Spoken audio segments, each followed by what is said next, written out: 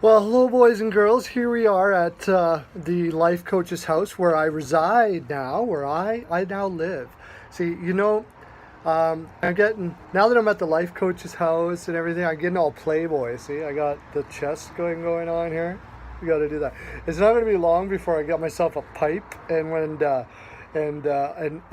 house coat. You know what I mean? You got to wear the house coat with the little signature on there, like the SD or something like that, like if that's what you name it, or it'd be POW, the Pearls of Wisdom. I'm gonna do that shit. I'm going to do that. Talking about Pearls of Wisdom, I'm gonna I'm gonna send some into the environment right now. I know. You can't wait, can ya? It's happening. Okay. Um, the Washington Capitals. Okay, what's going on with the Tampa Bay Lightning? What's happening with the Washington Capitals? I got to say, boys and girls, I went against my own beliefs, and because I've always lauded Barry Trotz as one of the best, most unappreciated coaches in the league. If you don't believe me, you can go into my. I did a top 10 coaches there not too long ago. Just scroll down. You probably have it in your journals because you write everything every day, anyways, right? Right, of course you do. But I had him as number 2 in the league behind, you know who it is. You can tell me on the bottom who was the number 1. You know who it is. It's Babs. Babs had him in number 2. This is right when I think this was the first year in Washington, and I got shit for it. He hasn't done nothing, blah, blah. Let me tell you, man, that guy brought Nashville teams to the playoffs that had no business being there. No business. What's going on with the Tampa Bay Washington series is what drives the fancy stat guys crazy, and I'm one. Don't get me wrong. I don't know what the possession numbers are Washington right now. I don't think they're incredibly high. I don't. I by watching the game, I doubt that Washington's winning the possession game outrightly right now. But what we're seeing is that the Washington Capitals so much believe in themselves as individuals. Kempney, for instance, Kempney is not a top 4 defenseman as far as the skill level is concerned. But Barry Trotz has him believing that he is. He's taken aspects of Kempney's game that are strong, and he said, and he's basically, I bet you, has said to him, "You are that, and I believe in that. Be that." He doesn't. He didn't focus on his weakness. He came from Chicago, where it looks like they were. He started believing in his weaknesses instead of his strengths because they put him. He was getting sat on the pine. Talking about sat on the pine, of riding the pine. Check that out, man. Those guys are great. Sat on the pine. His confidence was down. Barry brings him in, identifies his strengths, and says, "This is what you're going to be." Apparently, he did the exact same thing to Eller out of Montreal.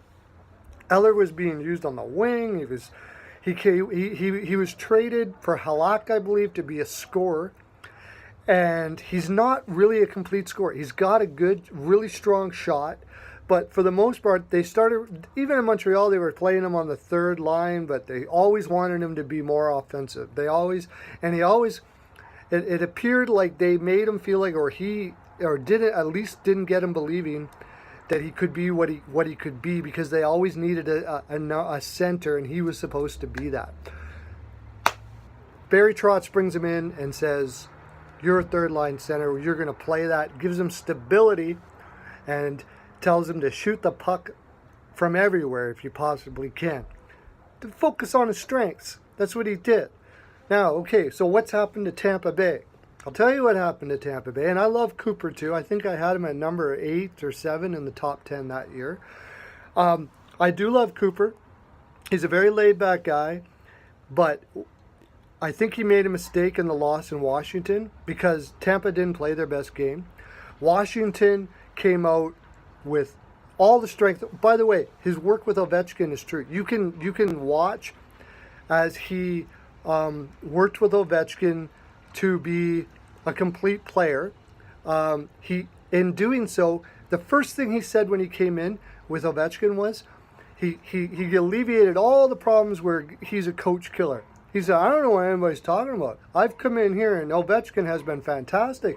He's listened to everything I've said. Now, I don't know if he was or not, or I don't know. But one trick of getting people to be what you want them to be is tell them they are that before they actually do it, if he wasn't actually doing it.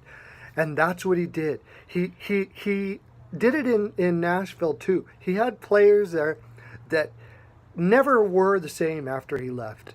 He made them believe that their strengths were awesome and they were awesome, and they played to the epitome of what they were for that. And he didn't give them shit for their weaknesses, and he put them in the best position. Now, Cooper is a great coach. What happened was he was even taken aback by how much Washington came out with the confidence they had and stuff like that. And it looks like to me, I could be wrong, even Cooper was a little scared. And he gave these guys shit. They came out the next day, the next game, with a fire in their eyes, yes. But it was almost like this open-eyed, holy shit, we better do this. And the creative part of your game seems to go to shit when you have that feeling in your heart. You just, all of a sudden, you just play almost too simple. And that's what Tampa Bay was doing. That's the reason why you have Kucherov not scoring right now. And they seem to be second-guessing their passes in the offensive zone and stuff like that. They're just, he might even said, let's simplify our game. And you can't do that with a team like Tampa Bay. They've got too much, there's too much creativity on that. They're going to start second-guessing themselves, and that's what they did. Barry Trotz, by the way, another thing about a lot of people will say, in fact, Don Cherry will say this, you find a good goaltender, I'll show you a good coach.